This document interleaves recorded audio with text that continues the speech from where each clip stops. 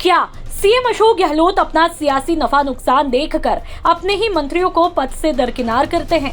ये सवाल इसलिए क्योंकि हाल ही में लाल डायरी से चर्चा में आए बर्खास्त मंत्री राजेंद्र गुढ़ा को अपनी ही सरकार को आईना दिखाने के चक्कर में मंत्री पद से हाथ धोना पड़ता है। लेकिन ये कोई पहली दफा नहीं है जब सरकार में बैठे अपने ही सरकार का कॉलर पकड़ने लगे तो सरकार हाथ पे हाथ धरे बैठी रहे। राजेंद्र गुढ़ा के साथ ही फहरिस्त में नाम सचिन पायलट, रमेश मीणा और विश्वेंद्र सिंह का भी आता है, जिन्हें अपने मंत्री पद से हाथ धोना पड़ा था। जानकारी के मुताबिक आमतौर पर ऐसे मामले कम ही होते हैं जब सरकार अपने ही मंत्री को बर्खास्त करे। अक्सर सत्ता, संगठन, समर्थन और क्षेत्रीय संतुलन को ध्यान में रखते हुए सरकारें मंत्रियों को बर्खास्त करने से बचती है। इस सरकार में ऐसा पहली दफा हुआ है जब 4 मंत्रियों को बर्खास्त किया गया।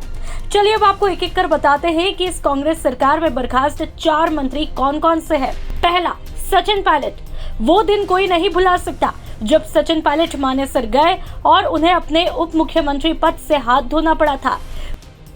राजस्थान में उप मुख्यमंत्री और कांग्रेस के प्रदेशाध्यक्ष थे सचिन पायलट। जुलाई 2020 में जब पायलट अपने समर्थक विधायकों के साथ मानेसर गए तब कांग्रेस ने अहम निर्णय लेते हुए उन्हें डिप्टी सीएम के पद से बर्खास्त किया।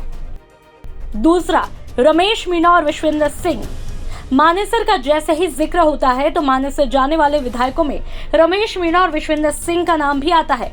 दोनों उस दौरान मंत्री थे, मगर जब मानेसर गए तो सचिन पायलट के साथ इन्हें भी बर्खास्त किया गया। हालांकि बाद में पार्टी में संतुष्टि होने पर दोनों को दोबारा से मंत्री बनाया गया। तीसरा, राजेंद्र गुढ़ा।